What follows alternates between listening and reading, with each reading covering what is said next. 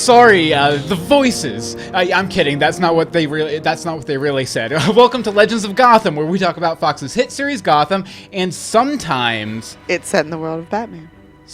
No. Sometimes the DC movie universe, extended movie universe, the DCEU. Yeah, like A, B, C, D, too many letters.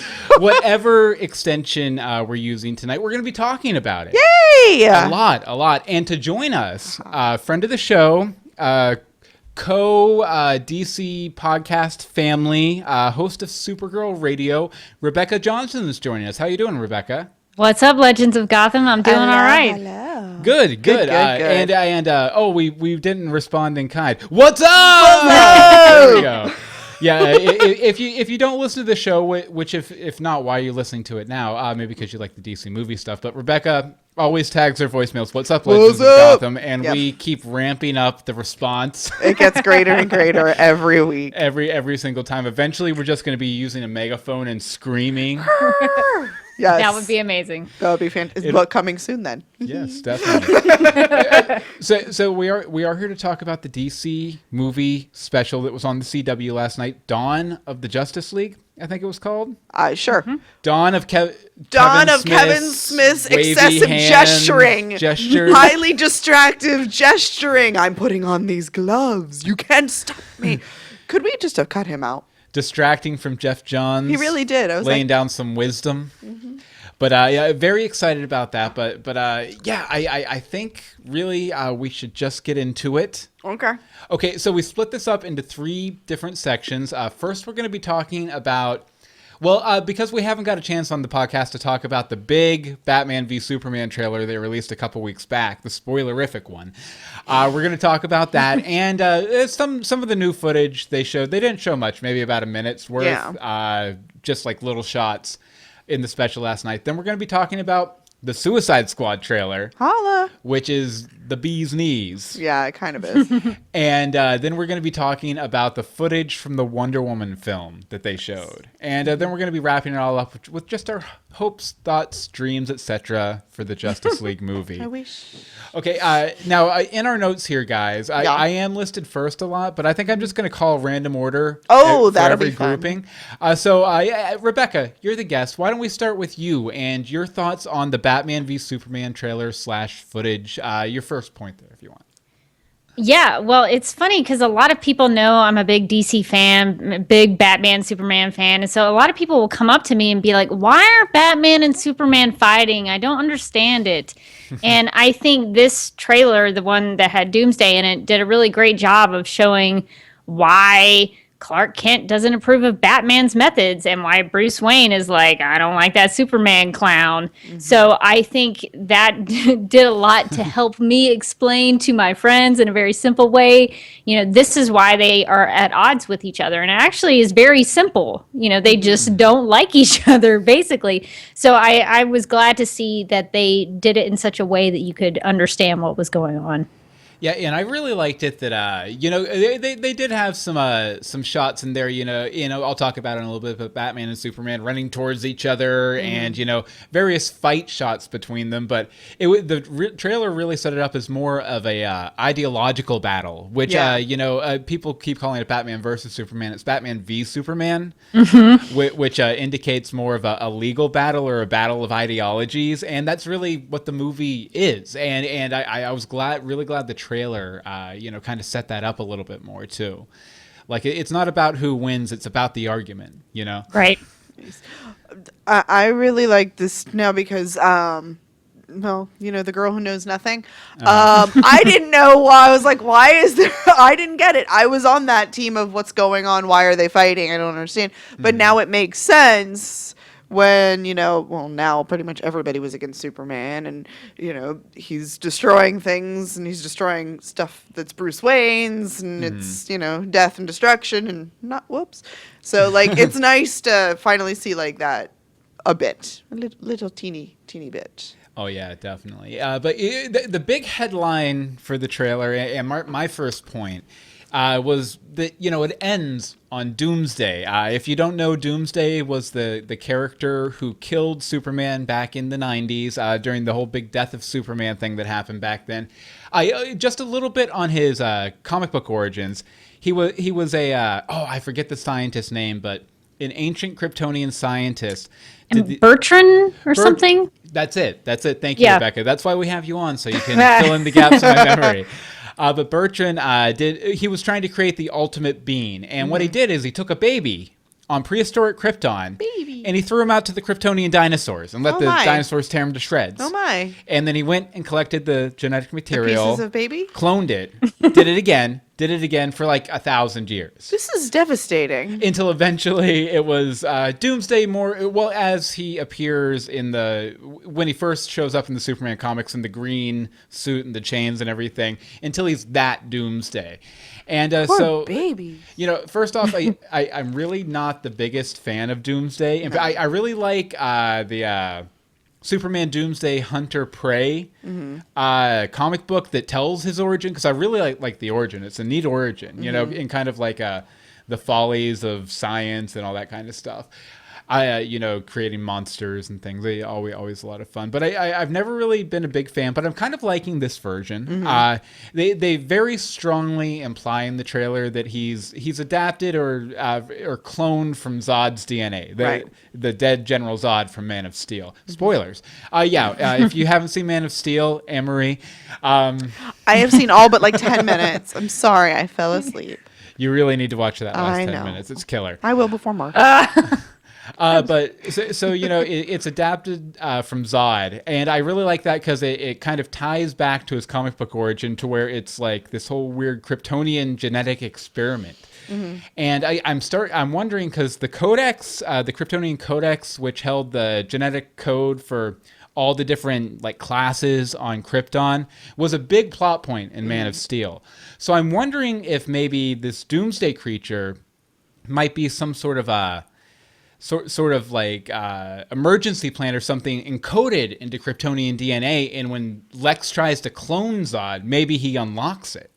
So I think it would be really cool for it to tie back into Man of Steel in that way. What do you think, Rebecca?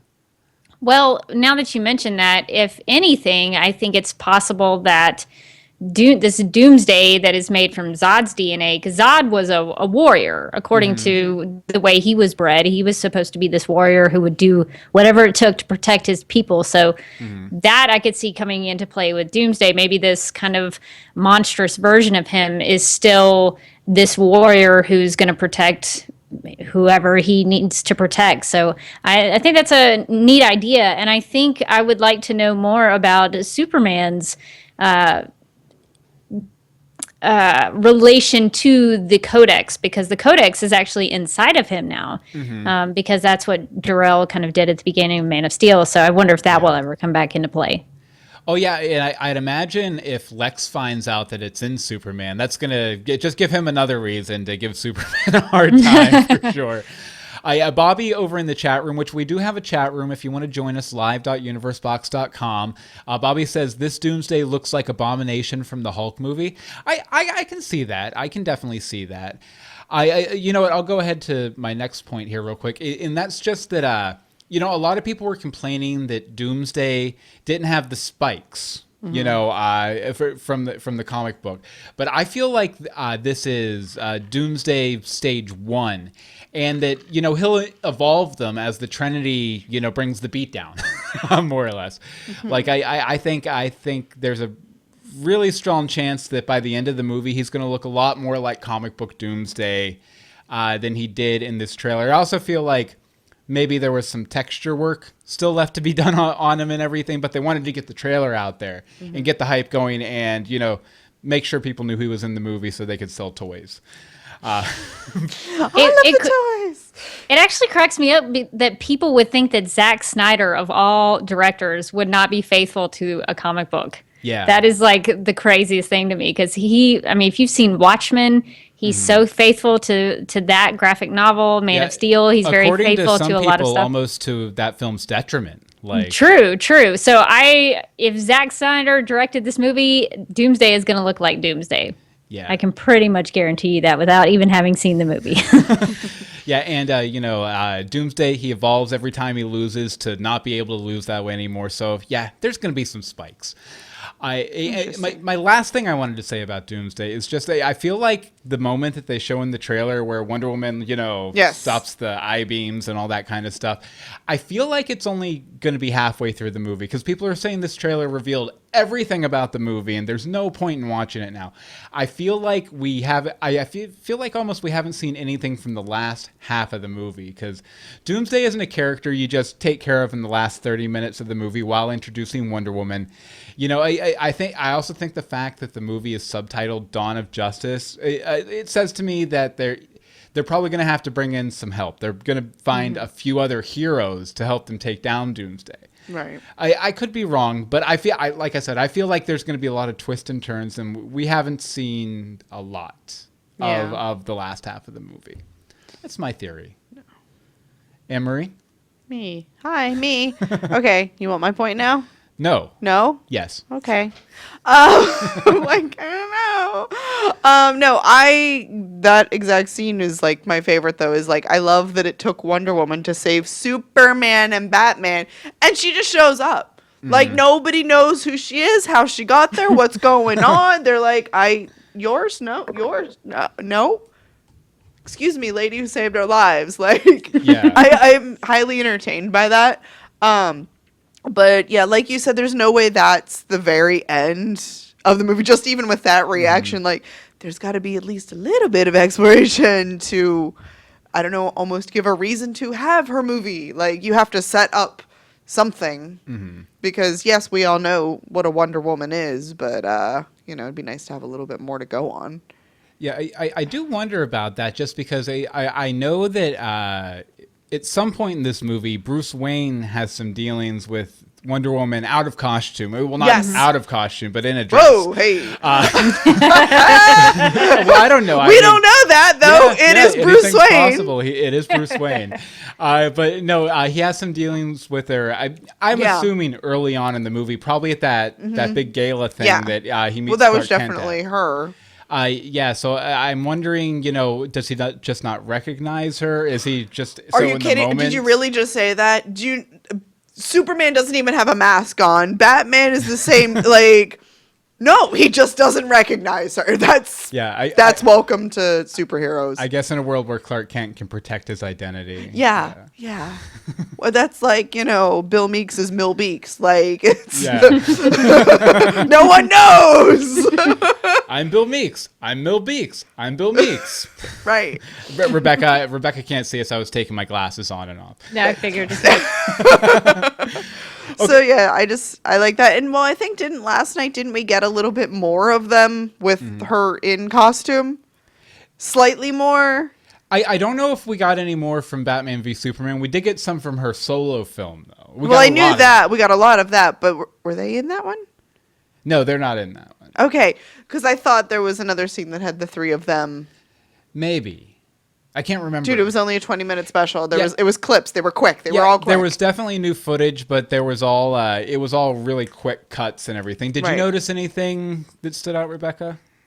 I just noticed that they extended the little moment between Bruce and Diana at the party when she kind of drives away in the car. Because I saw somebody compare it to The Dark Knight Rises when Selena drives off with Bruce's car. So I thought that was really funny. But yeah, I think that was the only thing I saw that was new between the two of them. Okay. That's fair. Okay, Rebecca, you wanted to talk a little bit about Eisenberg. Yes, I'm very excited about Jesse Eisenberg's Lex Luthor. I know some people are very hesitant about him, and I know there have been comparisons to the Riddler and the Joker, but I find him to be very Lex Luthor. I liked seeing how they've kind of taken all the aspects of what I know about Lex Luthor and have kind of put them into one big amalgamation of the character. Like, he's talking to politicians. He's a rich guy who goes to fancy parties. He's a historian that talks about gladiator matches. And he's verbally sparring with Lois Lane. He's a philosopher who talks about, if man won't kill God, the devil will do it. And and more importantly, I think it's cool to see him as an evil mad scientist, because I can't think of any other live action version of Lex Luthor who has been a mad scientist. Usually he's either going after real estate or he runs a company or something like that. But so it's cool to see all these different aspects of the character kind of in one version. And I think he's going to kill it. I'm so excited about him. Oh yeah, me too. And I feel like the kind of goofy Lex that introduces Bruce and Clark in the opening scene of the trailer, that's totally a mask. That's totally. That's his Clark Kent, to the mad scientist Superman. I'm really excited because this is the closest, even in TV shows, the closest ever adaptation of my favorite version of Lex Luthor, which is the Elliot S. Maggin interpretation. He was a Superman writer back in the 70s. He wrote a lot of really fundamental Superman comic books like Why Must There Be a Superman, if you've heard of that one. But he also wrote a couple of prose novels. There were like marketing tie-ins for the original Superman movie called Last Son of Krypton and Miracle Monday, which introduced the character of Superwoman. But his version of Lex Luthor, he goes for chapters kind of like drilling down into the psychology of Lex Luthor and why he is the way he is, and how he views the rest of humanity and Superman and the relation to it. And this Lex Luthor has that everything I love about that Lex Luthor I can see in Eisenberg's performance here. So I'm super excited. I'm even more excited because I saw him in a movie it's kind of a action comedy called American Ultra. Where he plays this stoner dude who works at a gas station who gets unlocked by the CIA and he's a secret agent. And hilarious. But, once he kind of accepts who he is as the secret agent assassin guy, you kind of see a lot of what the dark side of this Luthor might look like, which is very exciting. Interesting. I'm super excited. I'm super, super, super excited. Super, super. Also, in the Mad Scientist coat, too. That was awesome. Yes. Okay, Anne-Marie, you want to talk a little bit about Batsy? Oh, Batfleck. Was that Wayne Manor behind him, like, burned to a crisp? Yeah, I believe so. I believe that's supposed to be Wayne Okay, Manor. so... Huh? Like, I don't know. I just wasn't sure. It just seemed, I don't know. Did Superman do that? Is this why he hates Superman? Am I overthinking this? Did it just have a fire? Did Alfred burn dinner? I don't know what. Yeah, it just seemed Right after Alfred killed Mufasa, Right. he burned down the mansion. totes. No, it just seemed like, I don't know. It's like all out in a field, which just seemed really weird. Well, we do know that Batman is retired at this point and has been retired for quite some time, most likely because of something the Joker did. Right. Yeah, we know something- that, but he still has to have the cave. Something very personal, which, I mean, if the manor gets destroyed, the cave can still exist. So I don't know if it just fell into disrepair or if maybe part of what the Joker did Was involved destroying the finding manor. out he was Bruce Wayne and doing something to the manor. What do you think, Rebecca? I definitely think it's a visual metaphor for Bruce Wayne's status in the movie, for him to be kind of this old and weary Batman who's been run down and is kind of angry and doesn't exactly have a lot of hope in his life, it looks like. So I think the state of Wayne Manor is supposed to be a visual representation of Bruce at this point. So, but I like your point that maybe the Joker did something to Wayne Manor, because if I remember correctly, when he kills Robin, which I think is Jason Todd, in that story, isn't there an explosion or a bomb or a fire or something? Yeah, that happens. Yeah, he beats him to death with a crowbar, I think, and then he blows up the building that he killed him in. So yeah. Oh. So it's not out of the realm of possibility that maybe the Joker did something. He's pretty crazy. He's pretty crazy, that Joker. Okay, now one thing that's totally not in my notes, but here, let me ask the experts. Okay. So we have old Bruce Wayne, who's like, trying to give up the game and all of that action. Mm-hmm. Then we have young Superman, who's, recently started this whole saving the world thing. It seems like weird that now, well, not the fighting, but the after with all the Justice League stuff, like, Mm-hmm. is the old man coming out of retirement? Because he looks pretty old. He looks old even for Batfleck. Yeah, well, I think kind of the way they're setting up the movie is that Superman and what happened in Metropolis and Man of Steel is what finally inspires him to get off his bat butt and, take him out. Because, regardless of what might have happened, I think Batman would probably still care about the world even if he had kind of abandoned Gotham City. And But I'm just saying, is he getting too old to be the Batman? This is where I'm going. Are there just one too many gray hairs? And, he just looks so ragged and beat down. So. Well, they're borrowing a lot from Frank Miller's The Dark Knight Returns, and in that one, he's an older guy who can still get out there and break people's legs and things. So I don't know. I think Batman would have to be maybe 80 years old for him to stop. But of course, even the Dark Knight Rises, which is my favorite Batman movie, he kind of calls it quits kind of early, but he is kind of beat up and his body is broken. So I think you could go either way. So I actually kind of like that Batman is a little bit older because he has a little more wisdom that he can kind of share with the group. Because, Batman is a strategy guy, a strategery guy. Right. So I think it actually plays to their benefit that he would be the guy who is a little older and has, well, of course, I think Wonder Woman is older than both of them. Yes. But for him to have some life wisdom that he can bring to the table.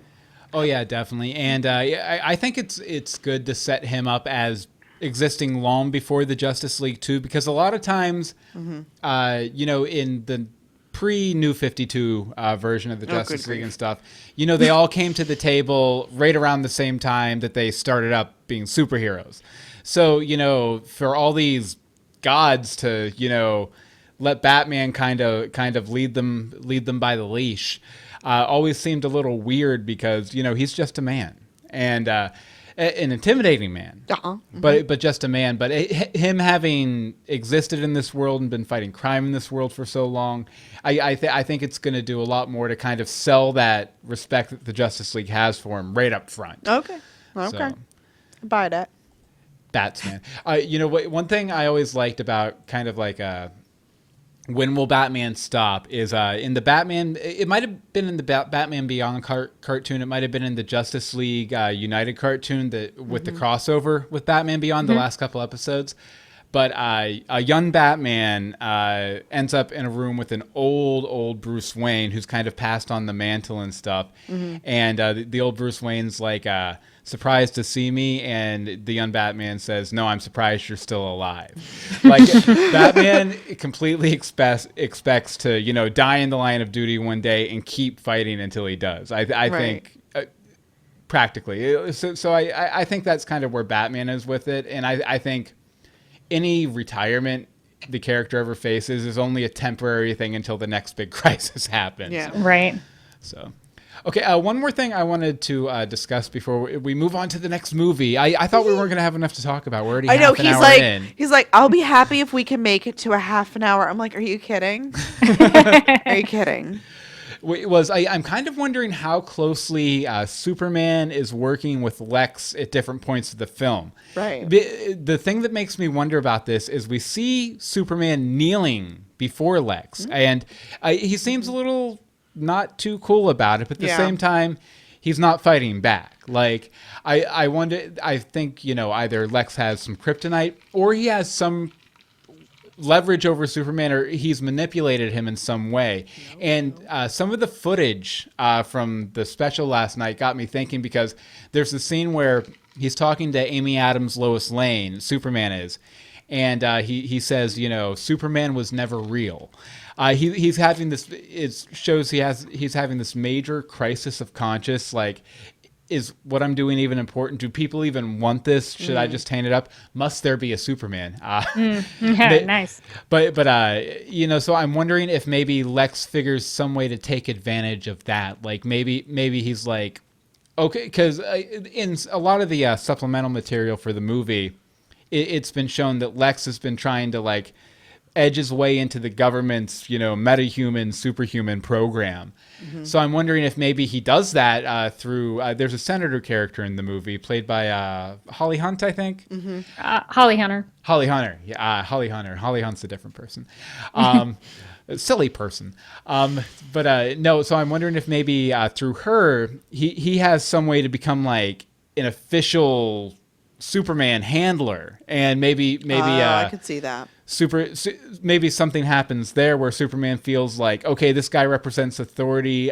Authority's been pushing back on me. I'm gonna, bow to this authority because of all this controversy swirling around me. Mm-hmm. So I think that's a likely scenario, and I also think it might help explain some of the more, not holding back stuff we see with Superman and Batman, like when they run at each other, like Batman should be disintegrated at that point. So I'm thinking that maybe Lex's manipulations or the leverage he has on Superman or whatever is why he finally takes the kid gloves off with Batman. It also might explain a bit why Superman seems like such a jerk at certain points. In some of the stuff they've released thus far. From the chat room, Brian says, I hope the Joker is a big part in Batman v Superman and not just in flashbacks. Thoughts from the panel?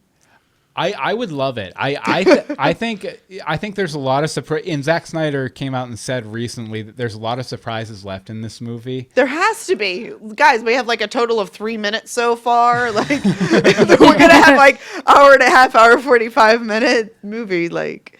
And I've always contended that, like most first meetings of Superman and Batman involve them fighting Lex Luthor and the Joker. Like, I would not be surprised if, I don't know, maybe Batman thinks Joker's taken care of or dead or whatever, and he shows up working for Luthor at some point. Like, I would love that reveal. Like, no one knows that Jared Leto's in the movie, and then he just shows up in the last 20 minutes. Yeah. That would be awesome. That would be fantastic. What do you think, Rebecca?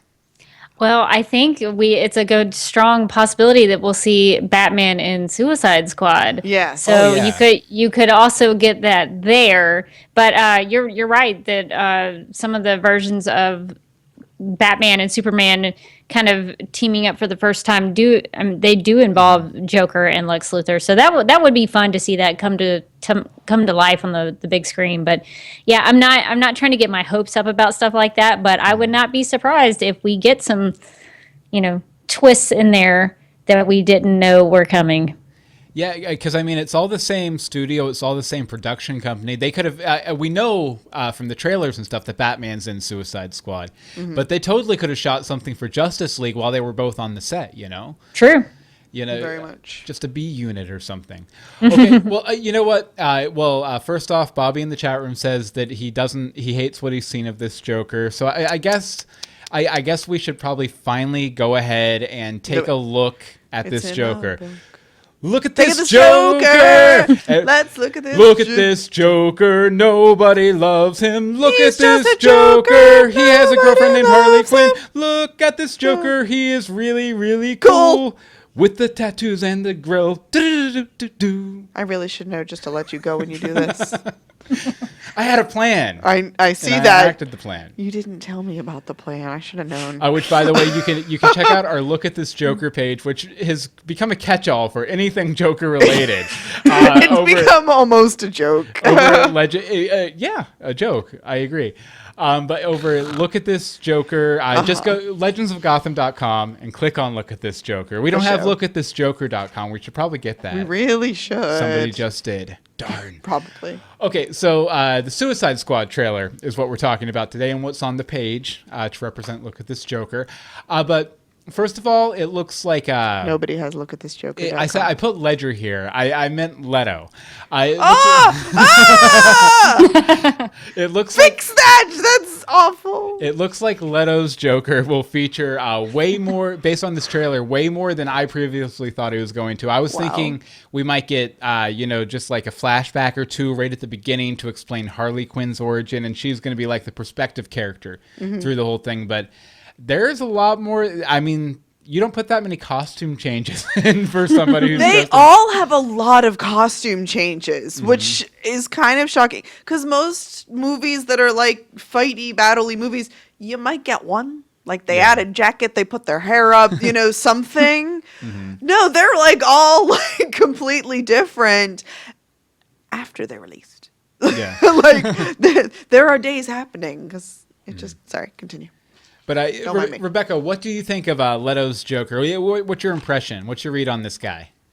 I like that he's different. I don't want to see the same kind of Joker every time. And I think there are lots of different interpretations of the Joker. And I think they're borrowing a little bit because of Batfleck being sort of the Dark Knight Returns Batman-ish.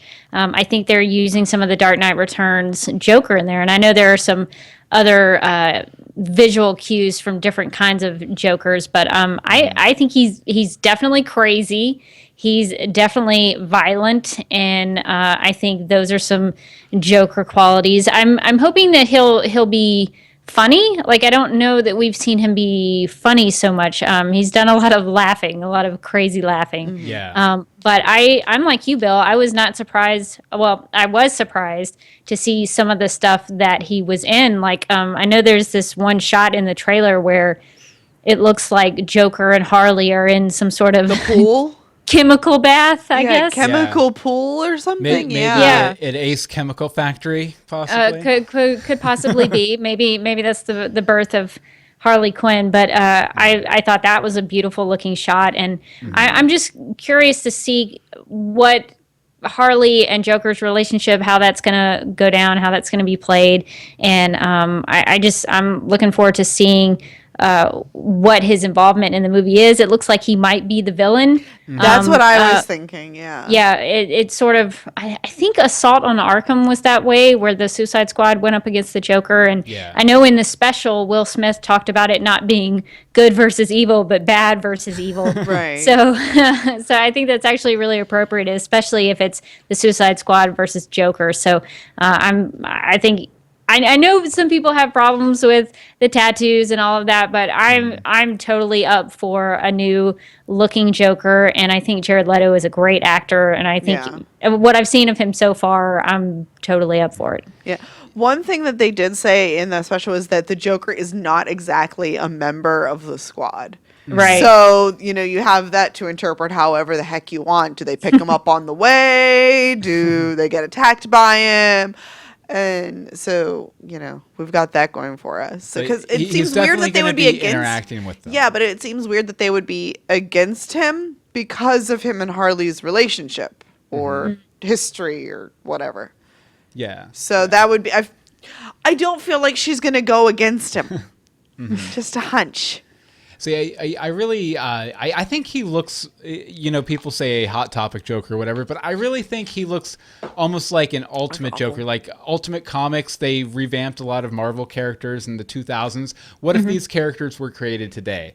I think Leto's Joker looks a lot like what the Joker might look like if he was created today, like an original character, like. Just a crazy clown type character would probably look a little Hot Topic-ish because that's kind of the absolutely. He's modernized. Everything is being modernized. You have to. He's not just going to be in the purple suit. Like although he is in a very comic book-esque suit. He did have the tux shirt. Sorry, that was your thing. Oh, that's fine. But there's some lot of heated Joker debate in the chat room. Emery, why don't you catch us up? All right, let's see here what we've got.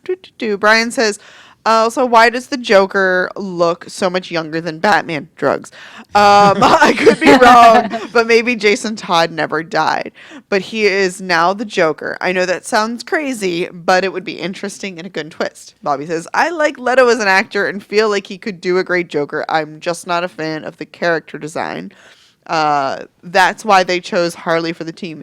she knows how the person they're after thinks. I don't think anybody knows how he thinks. Yeah. Like, just when you think you I'd got wanna him, no.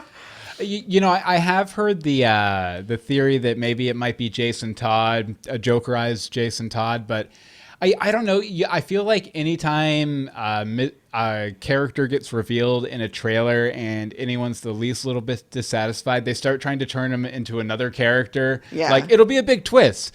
And so I feel like, I don't feel like you'd actually see something like that happen in a comic book movie, especially with this early on in the DC universe franchise. Right. Well, and Jared Leto and Batfleck, because that's just his name now, are around the same age. Yeah, you want to Google that? I mean, I can Google their ages, but I know they're definitely close. They're close. They're within 10 years, I'd say, and they look like that. Which that's about how they are in the comics too. They're right. There's close. a lot of makeup and tattoos and a grill, like.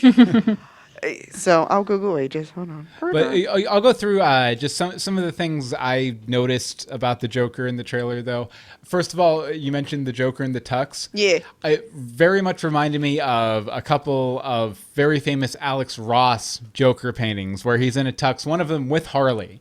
And, I really like how the grill that he has makes him look really, really, really bizarre, like that really creepy, nerdy kid that lived down the street from you who had the braces or something like that. And it just kind of like ups the bizarre factor even more for him.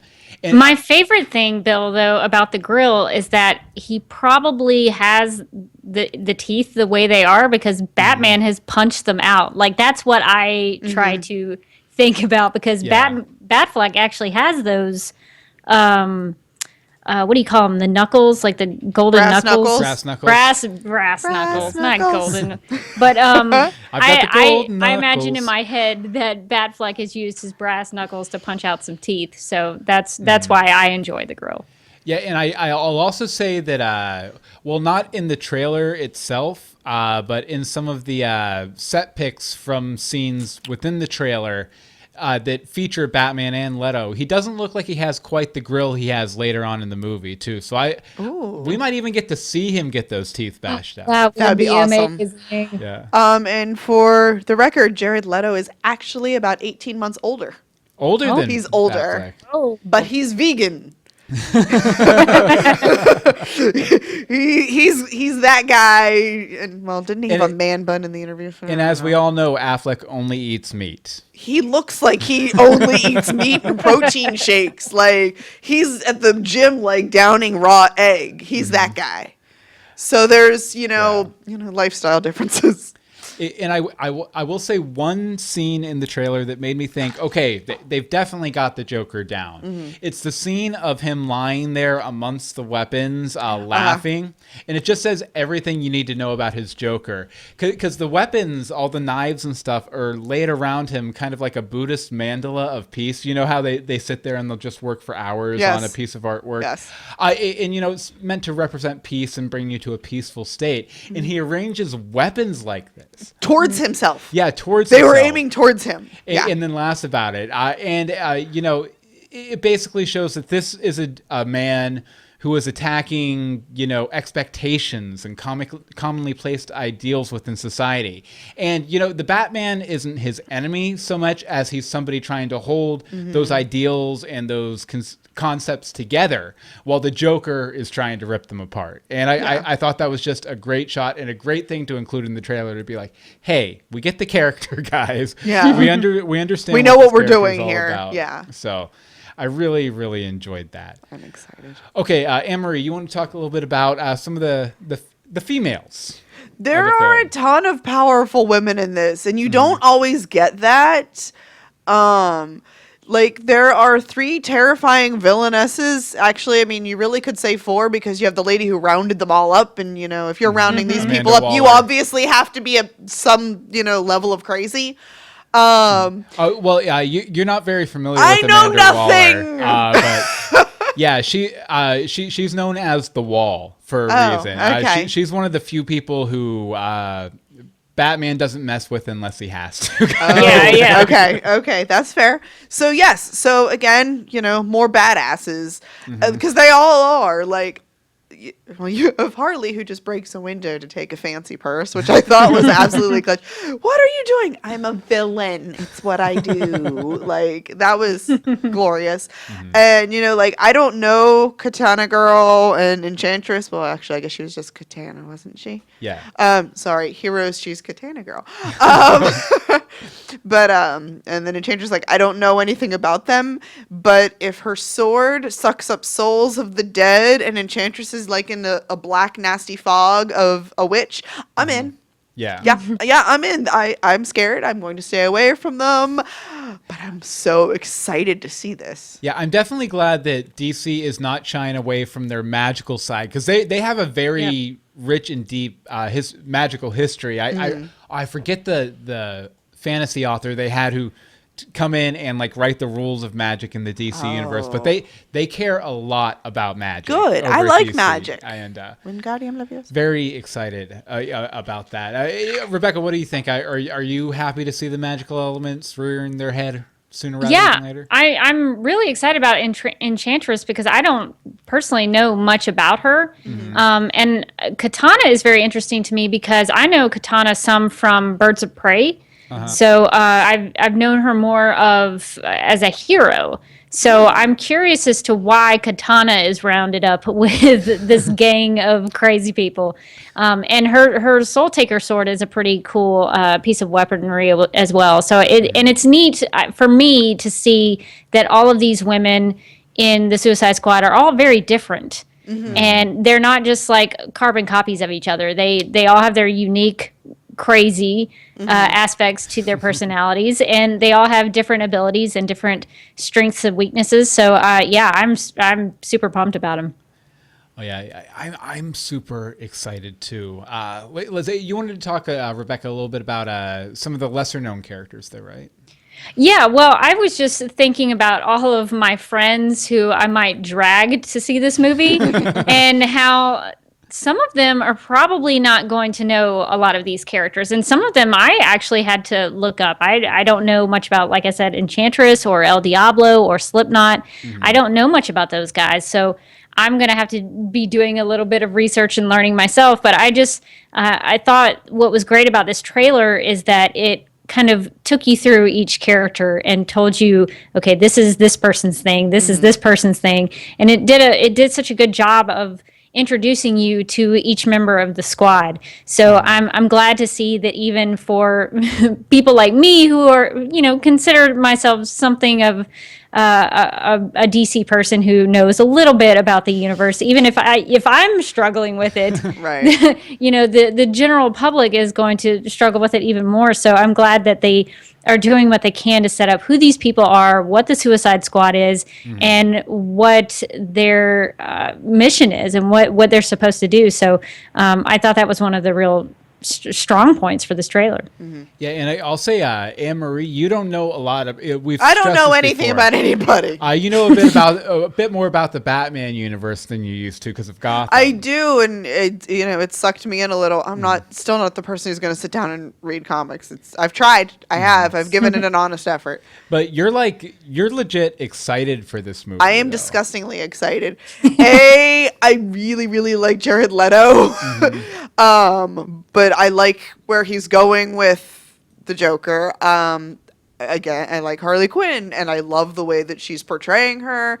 So I don't know. There's just something from the minute it was the first peak or inclination we got of this, I got excited about it because you guys have sucked me in apparently and invaded my brain. Because I keep trying to think, I'm like, were there even superheroes in my childhood? No, I was in a sports house. We didn't do comics. We may have, had a Batman t-shirt. Yeah. But it wasn't me. It was my brother, and it probably got ripped at football practice. I didn't grow up knowing all this the way you obviously have. Yeah. So, for being in my 30s and just now getting into it, it's kind of a whole different perspective. Which would you say you're more excited about right now, Batman v Superman or Suicide Squad? Honestly, I'm more excited for Suicide Squad, but well, as we keep going, I am getting more and more excited over Wonder Woman because I know earlier you're like, "How are you not more excited?" I'm like, on my second watch, I was more excited. So, yeah, very cool. Over in the chat room, Brian says, "Killer Croc looked great in the trailer. I really hope he is a big villain in one of the upcoming solo Batman films." Definitely. Like you know what I'd like to see for a solo Batman film? I'd like to see them do Nightfall, or like a version of Nightfall where it's like dozens of villains and Batman beaten to within an inch of his life trying to stop them. Like that would be a really fun movie, and a really kind of nice jumping off point after Suicide Squad, which is a movie about the villains, about the bad guys. Speaking of bad guys in Suicide Squad, though, the big question hanging over this whole film, and we've already touched on it a little bit. Who is the not the bad guy, not the villain, but the antagonist of the movie? Because they're all villains, right? It's the big question. I know a lot of people have been speculating maybe Enchantress, but she seems maybe a bit more tied into the team after what we saw last night. Right. So I don't know. I know in the trailer I saw a couple glimpses. I think I saw some glimpses of the tattooed man. The tattooed guy with the fire in his hand? Yeah, the guy with the train bearing down on him, and his skin goes all like weird. I think I think that might be the tattooed man because he's in the movie for sure. So I'm wondering if maybe he is either who they're chasing or might be involved with who they're chasing. And I also feel like, and Rebecca, you said this before, that the Joker might be the antagonist, but I have a feeling there's going to be a primary antagonist, someone that the MacGuffin they're chasing for most of the movie. And then they think they've beaten them. The job's done. They're set free by Amanda Waller.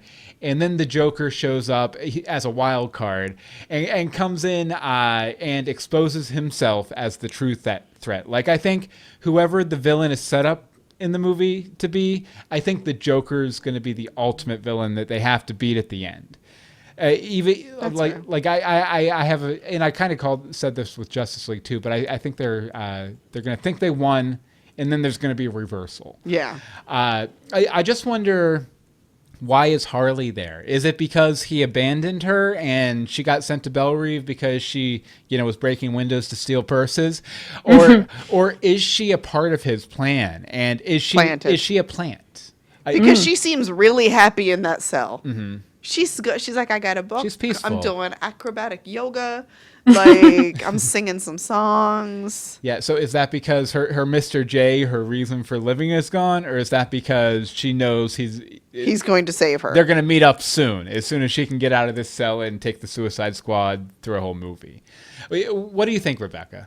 I think that's an interesting thought. I think it could go both ways. But I definitely think the idea of Harley Quinn just biding her time in there is kind of a fun one. So yeah, I could buy it either way. Yeah, it's kind of like she's playing games with them because she knows she's okay. Like with the whole, she's just crazy, and like the line in the yard, oh, kill them and escape. Like that whole, like, she's just keeping them all at an arm's length because they're like, I don't know what she's gonna do. I have no idea. She could bite me for all I know at this point. And to be fair, that's very much the Harley we know, and it doesn't necessarily have to be calculated. It could just be she's crazy. She's batso cuckoo nuts. Well, yeah, I see that. So I see that. I'm just saying. Okay, Rebecca, you wanted to wrap up with some talking about the editing and the kind of the approach to this trailer, right? Yeah, when I saw it, it was one of those things where I was like, I wish I had put that together. I wish I'd cut that. That was so good. I mean, it was just top notch. It was stellar. Like, I was really impressed with the way they incorporated the song Bohemian Rhapsody, which I've been listening to on repeat today because it got stuck in my head. But everything, the shot choices, the way they cut everything to the beats of the music, just so well done. And I loved how there's one shot in the trailer where Harley, like, there's a musical hit and Harley blows her hair up out of her face, and it times it so right, and it's so clever. It's a great shot choice. And there's also a point point in the trailer where I guess Deadshot is shooting a gun and some shell casings come out, and they're matching the beats of the drums. Yes. And I was just like, wow, somebody put a lot of thought into that and really wanted to make that stand out, and it's really great. And I also was impressed with how, and this is not so much about the editing, but I guess it kind of is, because they incorporated humor all throughout the trailer. And the jokey parts of the trailer are really more so out of the character moments than they are just like one-liners and intentionally trying to be funny. It's, Captain Boomerang sipping a beer when he's clearly not supposed to be drinking anything. Those kinds of things made me laugh because they gave me a sense of what they're going to do with these characters. Like Captain Boomerang was kind of a standout for me because he seems like he's unhinged a little bit, and he is just looks like a kind of a scoundrel. So I liked seeing the humor come from those character moments and how they used it throughout the trailer to show what the tone of the movie was and kind of how these characters were going to be. So I was just really impressed with this trailer, and I think it's one of the best I've ever seen, to be honest. Yeah, and that's something that, and I don't want to turn this into DC versus Marvel or anything, but it's definitely a stark contrast. The humor we've seen in the Batman v Superman and the Suicide Squad trailers versus the kind of humor the Marvel films are known for, where, like you said, they're very clever, quippy one-liners like, "Oh, did Captain America go into an alternate dimension and write that joke for 20 minutes before he popped back in to say it to Tony Stark?" Where the humor is more, like you said, built out of character or subverting expectations. Like that one clip they released of Batman v Superman, where Superman's standing there and the Batmobile's gunning down on him, and then it just like bounces off him like it was nothing. It just completely hilarious, but at the same time not too cute, too cute for its own good. No, I thought it was amazing. Like that was really a fun trailer. That got you more hyped up for the movie. If you weren't before, like, I don't know, like, again, like you said, with the gunshots to the music, everything was so perfect. I also really like, and we'll get to Wonder Woman here in a minute, but I really like the use of color, not just in the trailer, but in the posters and in all the stuff they've released for it. Like all the bright, vibrant greens and purples that they're using for the text and the posters and, the incidental kind of effects and transitions and stuff like that. It's a very... It feels a lot of that stuff, the production design, the design qualities of it remind me of a 90s Vertigo comic. Like Rebecca will know the reference, Anne-Marie won't. Nah. But Vertigo is DC's kind of like more adult line, alternative comic line, and a lot of it just puts me right in that mindset, which I think is a great tone to take with it, especially with these characters. Yeah, and now that you mentioned the color, I even noticed when they flashed up the DC Comics logo, it sort of it changed from the regular spelling of DC Comics, and then it was like DC Comics with a K and ended with a Z. Like those kinds of things are really fun because it shows that they're putting a little extra effort into how they're presenting them. Yeah, it also shows that they know the history of the culture of comics too. And they know the tone they're going for, and they're hitting it. So I'm super excited. Super excited for Suicide Squad. Next up one I'm interested in. Wonder Woman. I will save my first point for last. I think we went Anne-Marie first last time, so sure. Rebecca, why don't you start? Well, I am actually getting really excited about Wonder Woman because I was familiar with her because of Justice League Unlimited, and she's popped up in some comics I've read with Batman and Superman or the Justice League, or even some of the little issues that she's popped up and done some things with Lois Lane. So I've been sort of familiar with her, but now to prepare myself for Batman v Superman, I have been kind of doing some homework on Wonder Woman, and I'm reading the George Perez run right now. That's a good run. Of Gods and Mortals, I think is what it's called. and this is the origin where she's like formed out of clay and that kind of thing. So I am starting to really delve into, her titles, like her comic book stuff. And so I'm seeing her come to life like this in these scenes that we got on this special. It made me really excited because I'm like, I feel like I know Wonder Woman more now. And I was just really wowed by how epic it looked. The scale and the grandioseness is even, I don't know if that's a word, but the way it just looked so big, and the scale was just huge, like with horseback riding. And I don't know why Wonder Woman's riding a horse. Why does she need to ride a horse? But I don't even care because it looks great. So those kinds of things, I'm really excited about. Like, it's clearly being set in World War I, and I love history. So those kinds of things are really getting me jazzed about Wonder Woman. So it was nice to see that it looked really beautiful and it looked good, and that Gal was very. I liked that she looked distinct as Wonder Woman and as Diana Prince. So I think it looks amazing. So I can't wait to see more of it. Yeah, have we got to hear her speak as the character yet? I don't think we have. No, and I know some people have issues with that because they, want to hear her say something. But I actually kind of like being kind of kept in the dark with that. I know she, has an Israeli accent, and it's actually a great accent. I like to hear her speak. So I'm actually okay with the idea that they might keep her a little bit of a mystery before Batman v Superman comes out, because I want that first reveal of her popping up to be kind of a surprise. You want it to be you want to still get that reveal. Yeah. Like, we know she's gonna be there, but how does she first come into play, and what is that gonna be like? And her speaking is part of the surprise. Right. So I'm actually okay with that. That's fair. Okay, Anne-Marie. I need everything that this movie is promising to deliver, because I need an origin story on Wonder Woman. I don't really get it.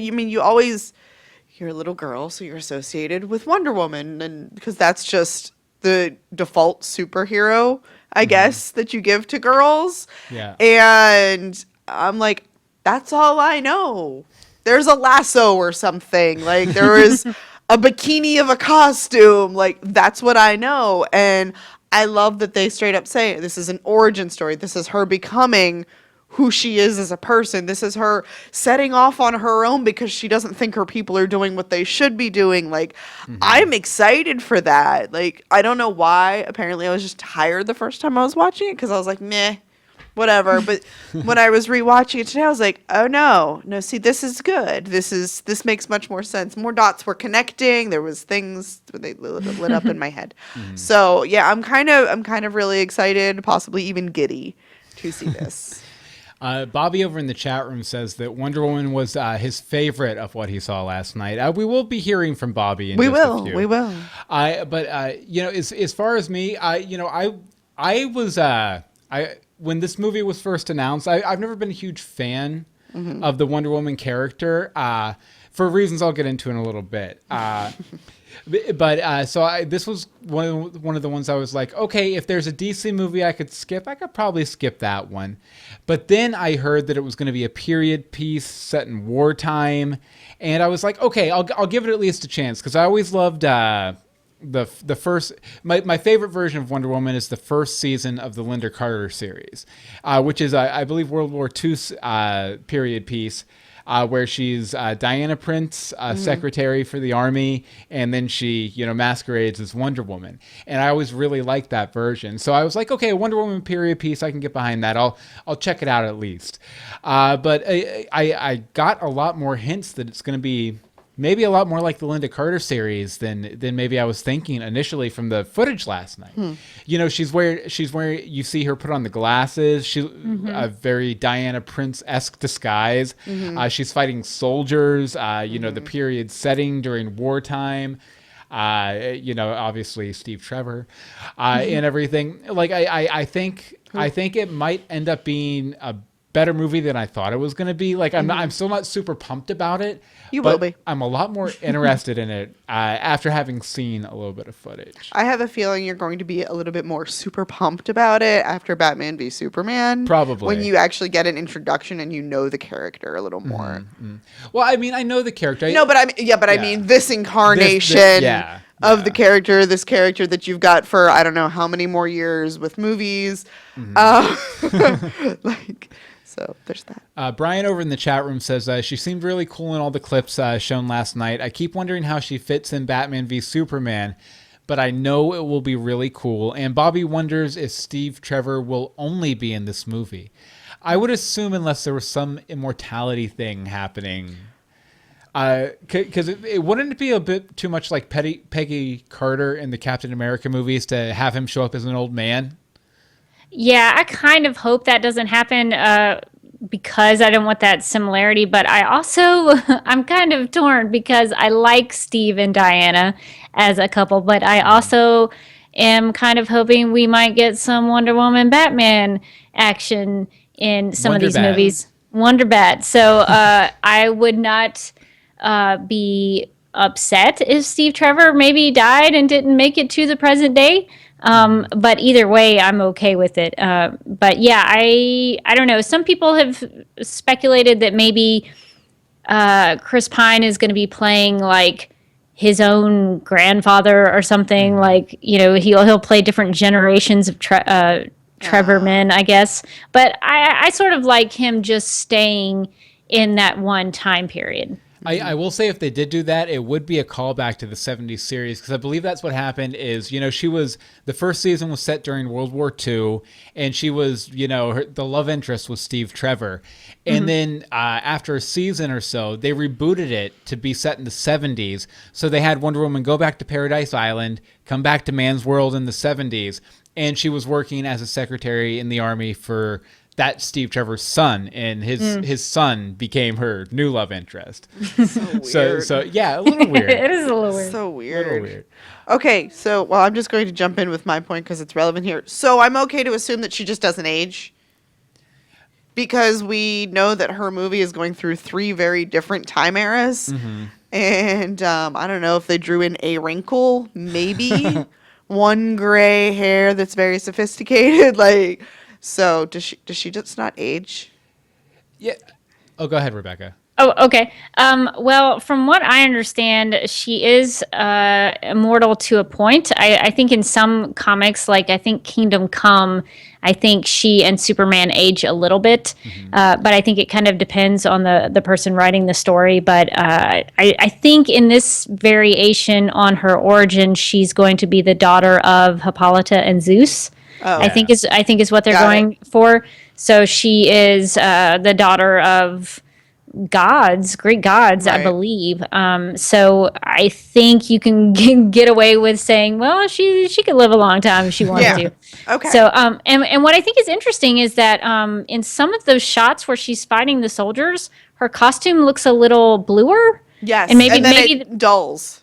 Yeah, maybe that's the color palette that they're kind of going for. Just maybe it just happens to look like that. But I like the idea that maybe back in the early 1900s, her costume was a little more vibrant, and over time, it's gotten aged a little bit and kind of loses some of its sheen. So I kind of like that we might get to see maybe not her age in terms of wrinkles, but maybe her costume goes through a little aging. Okay. Yeah, I kind of wonder if she's going to be the type of character that the public knows about or that people really know about, or if she's just going to be kind of like lurking around in the shadows. Because I don't know if there was a Superwoman running around, earlier in the century. Would a Superman be as shocking to modern sensibilities? I guess he was an alien too, so he had that against him as well. Well, wouldn't you have assumed she was too? Probably. I mean, if somebody flies in here or past the window, y'all an alien. Did you come off the new 9th planet that is in the solar system? I don't know.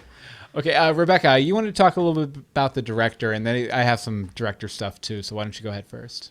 Yeah, I was just thinking back about how, like, when they were going through the process of trying to find a director for Wonder Woman, people kept saying, "Well, they're trying to look for a female director," and I kind of was like, "Well, I think it's nice to have a female director, but maybe it's not necessary. Maybe just get the best director who can have a good vision, that the story needs."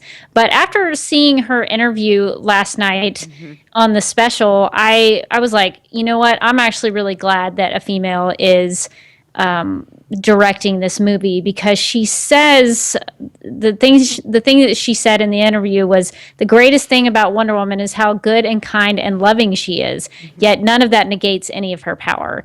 And I don't want this to sound bad on the menfolk, but I don't know if a man would think to say something like that, or to think No. to consider that part of her as a woman, that she could be compassionate and loving, but also be very powerful. So when she said that, I was like, you know what? I'm glad that Wonder Woman is in your hands, and she's actually a very good director. The only movie I think I've seen of hers is Monster, and that movie was pretty disturbing, but but she got a really great performance out of those actors, and I think what she's done so far with the movie looks spectacular. So I am actually really glad that Patty Jenkins is in charge of Wonder Woman.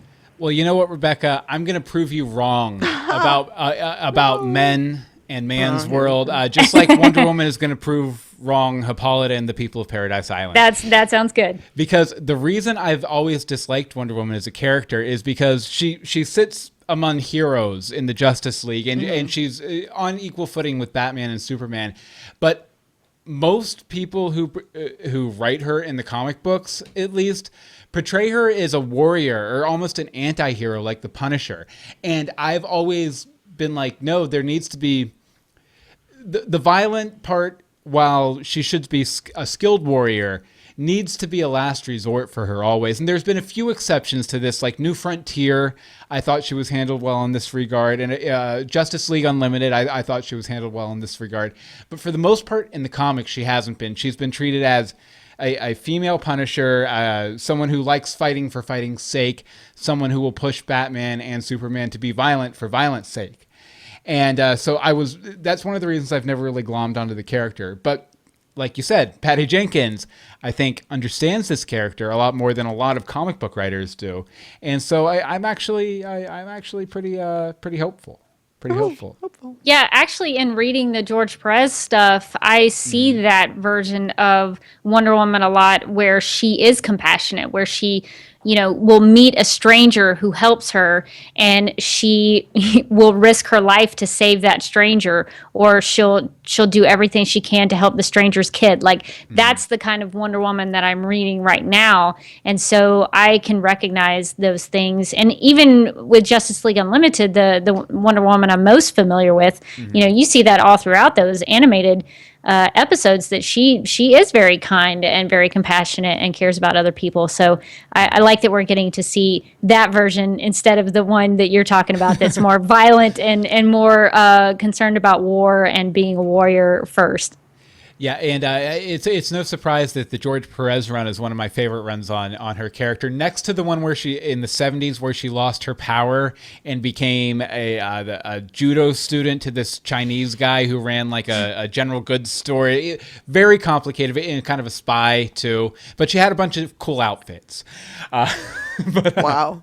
It was just one of those really goofy comic booky kind of things. 70s kind of things. Okay, so I guess we should wrap up here. Okay. What do you guys think, just in general, moving forward with the Justice League, with the stuff that we didn't get to see last night? Well, maybe a little bit with the got some drawings and stuff. But what are your thoughts on the Justice League moving forward? And we'll start with you, Rebecca. I am just so excited about all three of these movies. I was extremely nerdily geeky last night. I couldn't go to sleep for a long time because I kept wanting to watch this special over and over again. Because I just, it's amazing that this is happening.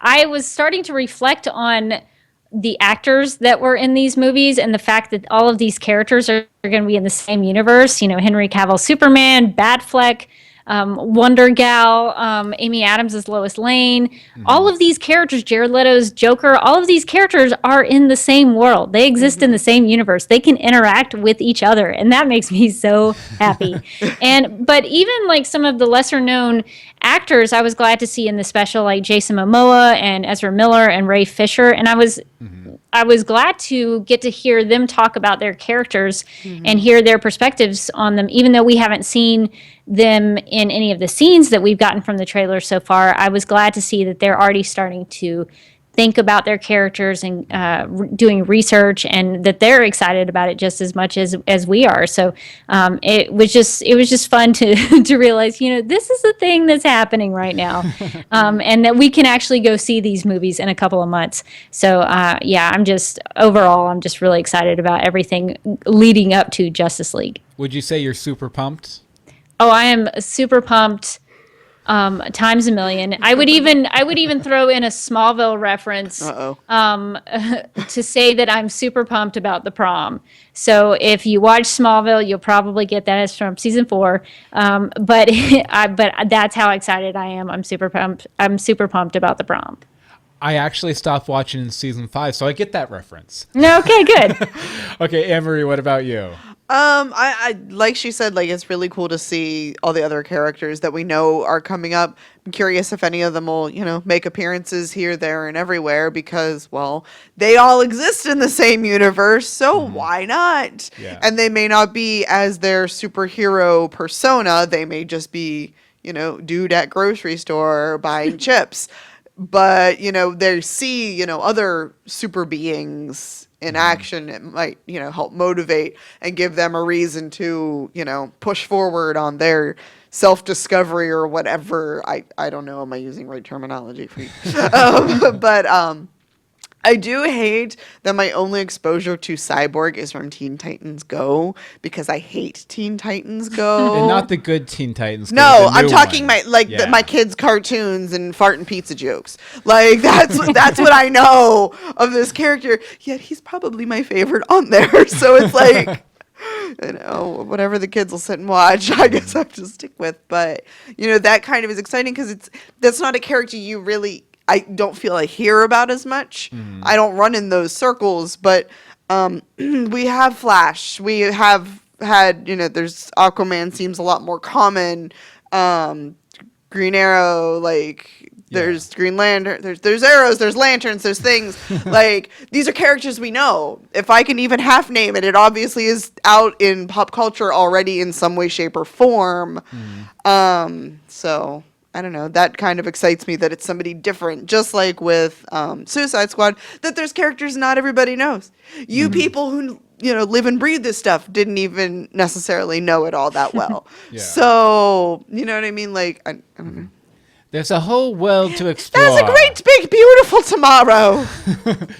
Your point about Cyborg, though, kind of leads me to my one big about the Justice League movie so far, and that's that historically, until the New 52, when Jeff Johns took the reins of the Justice League, Cyborg wasn't a member of the Justice League. He wasn't a founding member. He wasn't just a member. But Martian Manhunter, John.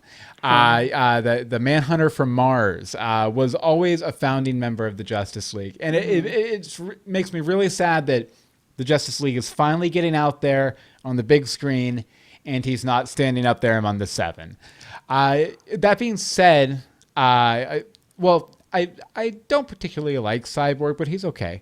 But I'm really excited for Ezra Miller's Flash, because there's this interview, and we'll link it in the show notes at legendsofgotham.com, that he did. It's like a 20-30 minute thing where he's just like, must be stoned out of his mind, but he's talking about the Speed Force and how cool it is, and how traveling through time and vibrations, man. There's a man bun and a Shaw involved also, if that one's to, I don't know. Is that the one where he's like, it's we MTV? Crossed the event, we crossed the event horizon, baby. That sounds about right. Yeah, exactly. That's one of my favorite interviews. Exactly. And yeah, you can just see he has so much passion for it in his way. in his own special way. And luckily, he will have very talented writers and directors guiding him through that fog.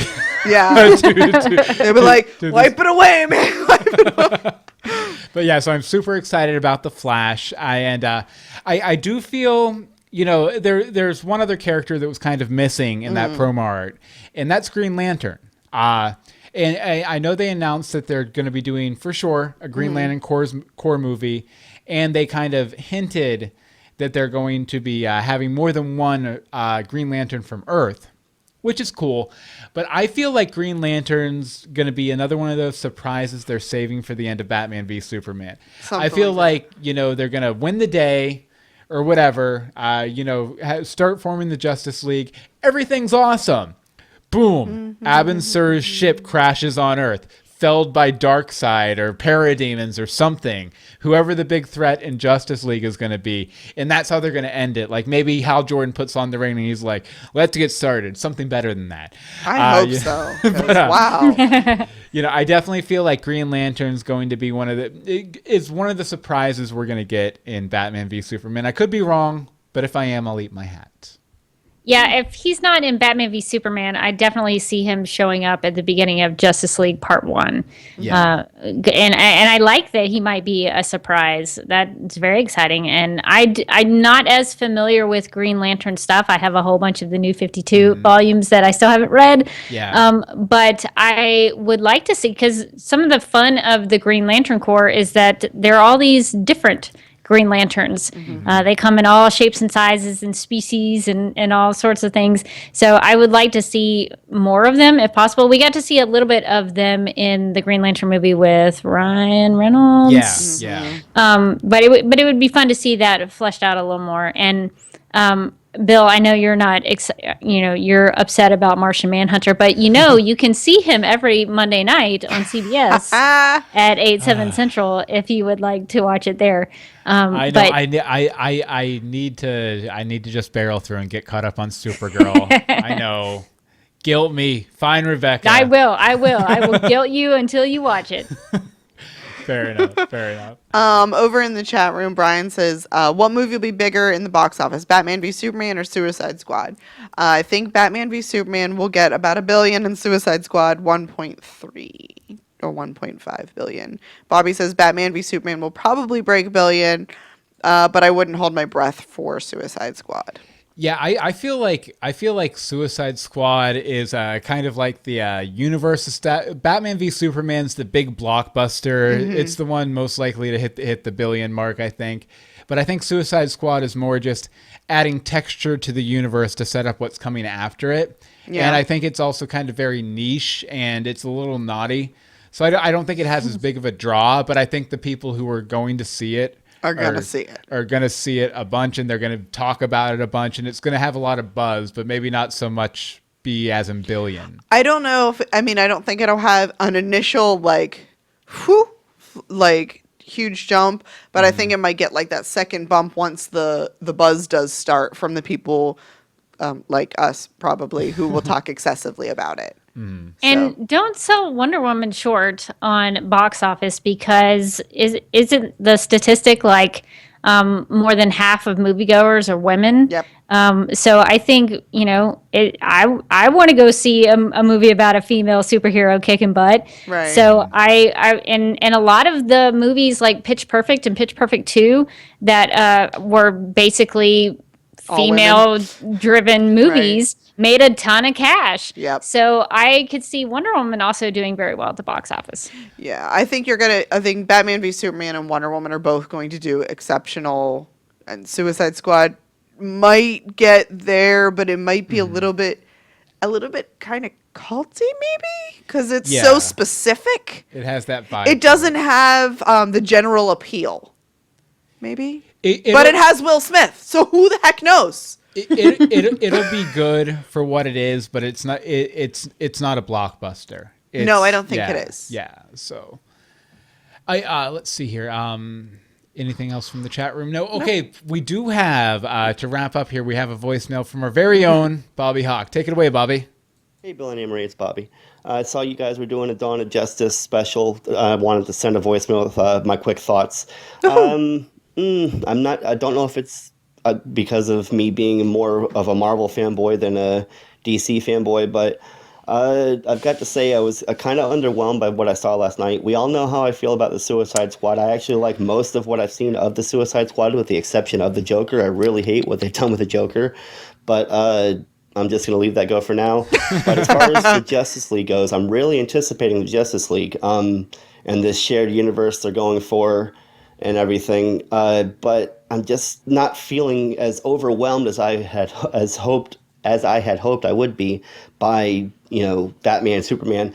Only thing that really I feel like I'm anticipating out of all of this is Wonder Woman. I really think they're doing a great job with Wonder Woman from what I've seen, all of the images, all of the scenes. And I really wasn't convinced of Gal Gadot at the beginning, but I think that, again, from what I've seen, she seems to be, I just really anticipate that film. But I just don't feel like the chills up my spine. I don't feel like the holy crap moments when I see what they're doing with Justice League. I, of course, will be in the theater for all of these films, so don't get me wrong. It's not like I'm staying away. It's not like I'm boycotting films or anything. And maybe, hopefully, I'll feel it on that day. But I don't know, guys. Just not feeling it for now. But I'm really, really looking forward to Wonder Woman. Thank you very much, Bobby.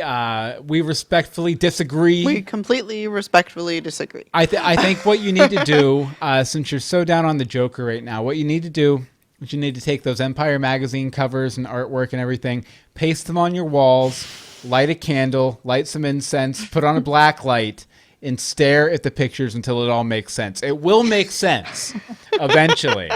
And maybe play some 30 Seconds to Mars while There you're you doing go. it. That will help for it, sure. definitely. Listen to the soothing sounds of Jared Leto, and then watch My So-Called Life. Okay, excellent. Well, Rebecca, thank you so much for joining us tonight. Thank you. Why don't you tell people where they can find you on the interwebs? No, thank you guys for letting me come and talk about these movies. Because when you asked if I wanted to come and talk about them, I was like, "Why did you even have to ask?" We didn't know if you had a prior commitment. The answer is always yes. Yes, I will come and talk about these movies. Well, you can find me on Twitter at DerbyKid. That's DerBykid, and you can find my podcast that I'm a co-host of, Supergirl Radio, at supergirlradio.com, and you can find us on all the Twitters, the Facebooks, the Instagrams, all at Supergirl Radio. Excellent. Okay, Awesome. Anne-Marie, where can people find you online? Hi, you can find me on Twitter at DeSimone, and well, I retweet everything that I do, so you can find it all there. Excellent. And as for me, well, for one, you can find all of the podcasts we do at universebox.com. Mm-hmm. This in particular one, legendsofgotham.com. Oh, yeah, that. And you know what? I wrote a book. What are you going to promo today? I wrote today? some books about Dog Boy, superhero, teenage superhero, gets into some mischief, dogboyadventures.com. And I guess we'll be back next week with some more Gotham commentaries. Gotham commentaries coming soon.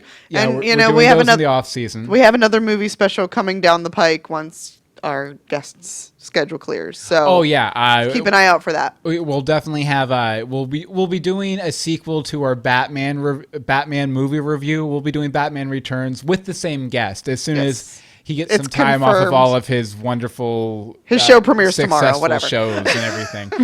I like that. But I guess that about does it for now. So join us next time for more Legends of Gotham. You always do the burn burn. I like the burn burn. Why do you like the burn burn? Because you picked good music. Okay. Well, I can't argue there. But you want me to pick it for the next show. You'll do fine. I don't know. Maybe it'll just be me singing. You'll do fine. All right, Brian and Bobby, we're going to hop off here. Thank you, guys. Talk to Rebecca for a couple minutes and then go to bed because it's late already. Jeez. I know. Okay, but thank you guys so much for hanging out in the chat room and everything. We'll talk to you later. Bye.